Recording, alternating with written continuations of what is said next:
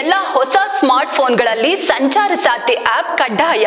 ಬಳಕೆದಾರರು ಈ ಅಪ್ಲಿಕೇಶನ್ ಅನ್ನ ತಮ್ಮ ಫೋನ್ಗಳಲ್ಲಿ ಅನ್ಇನ್ಸ್ಟಾಲ್ ಮಾಡಲು ಅಥವಾ ನಿಷ್ಕ್ರಿಯಗೊಳಿಸಲು ಸಾಧ್ಯವಿಲ್ಲ.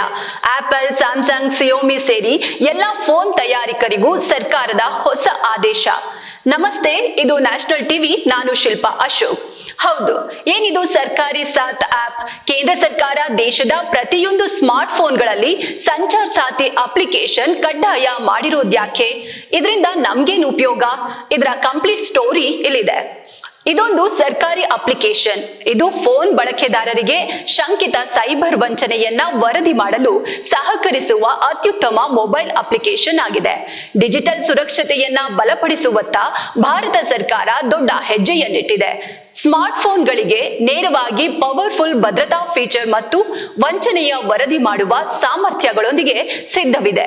ಇದು ಕಳ್ಳತನದ ಗುರುತು, ಲಾಸ್ಟ್ ಲೊಕೇಶನ್, ನಕಲಿ KYC, ಫೋನ್ಗಳ ಕಳ್ಳತನ, ಬ್ಯಾಂಕಿಂಗ್ ವಂಚನೆ ಮತ್ತು ಬ್ಲಾಕ್ ಮಾರ್ಕೆಟ್ ಫೋನ್ಗಳ ಬಳಕೆಯಂತಹ ಇತರ ಸೈಬರ್ ಅಪಾಯಗಳ ವಿರುದ್ಧ ರಕ್ಷಣೆಯನ್ನ ಒದಗಿಸುವ ಮೂಲಕ ಈ ಅಪ್ಲಿಕೇಶನ್ ಪೂರಕವಾಗಿದೆ. ಆದ್ರಿಂದ ಪ್ರತಿಯೊಂದು ಸ್ಮಾರ್ಟ್ ಫೋನ್ನಲ್ಲಿ ಈ ಸಂಚಾರ್ ಸಾಥಿ ಅಪ್ಲಿಕೇಶನ್ ಕಡ್ಡಾಯಗೊಳಿಸಲಾಗಿದೆ. ಇದು ಎಲ್ಲ ಟೆಲಿಕಾಂ ನೆಟ್ವರ್ಕ್ಗಳಲ್ಲಿ ಕಳೆದು ಹೋದ ಅಥವಾ ಕದ್ದ ಸ್ಮಾರ್ಟ್ ಫೋನ್ಗಳನ್ನ ನಿರ್ಬಂಧಿಸಲು ಮತ್ತು ಟ್ರ್ಯಾಕ್ ಮಾಡಲು ಬಳಕೆದಾರರಿಗೆ ಸಹಾಯ ಮಾಡಲು ವಿನ್ಯಾಸಗೊಳಿಸಲಾಗಿದೆ. ದೇಶದಲ್ಲಿ ಮಾರಾಟವಾಗುವ ಪ್ರತಿಯೊಂದು ಹೊಸ ಸ್ಮಾರ್ಟ್ ಫೋನ್ನಲ್ಲಿ ಸರ್ಕಾರದ ಸಂಚಾರ್ ಸಾಥಿ ಎಂಬ ಸೈಬರ್ ಸೆಕ್ಯೂರಿಟಿ ಆಪ್ ಅಳಿಸಲಾಗದ ಹಾಗೂ ನಿಷ್ಕ್ರಿಯಗೊಳಿಸಲಾಗದ ರೀತಿಯಲ್ಲಿ ಕಡ್ಡಾಯವಾಗಿ ಪ್ರೀ ಇನ್ಸ್ಟಾಲ್ ಮಾಡಲು ಟೆಲಿಕಾಂ ಸಚಿವಾಲಯ ನೇರ ಆದೇಶ ಹೊರಡಿಸಿದೆ. ನವೆಂಬರ್ 28ರಂದು ನೀಡಿರುವ ಖಾಸಗಿ ಆದೇಶದಲ್ಲಿ ಪ್ರಮುಖ ಫೋನ್ ಕಂಪನಿಗಳಿಗೆ 90 ದಿನಗಳ ಗಡುವು ನೀಡಲಾಗಿದೆ. ಸಂಚಾರ್ ಸಾಥಿ ಪೋರ್ಟಲ್ ಅನ್ನ ಮೇ 2023ರಲ್ಲಿ ತೆರೆಯಲಾಗಿದ್ದು, ಅದರ ಮುಂದುವರಿದ ಭಾಗವಾಗಿ ಈ ಆಪ್ ಅಭಿವೃದ್ಧಿಪಡಿಸಲಾಗಿದೆ. ಈ ಜನವರಿಯಲ್ಲಿ ದೂರಸಂಪರ್ಕ ಇಲಾಖೆಯು ಆಂಡ್ರಾಯ್ಡ್ ಹಾಗೂ iOS ಬಳಕೆದಾರರಿಗೆ ಈ ಆಪ್ ಅನ್ನ ಬಿಡುಗಡೆ ಮಾಡಿತ್ತು.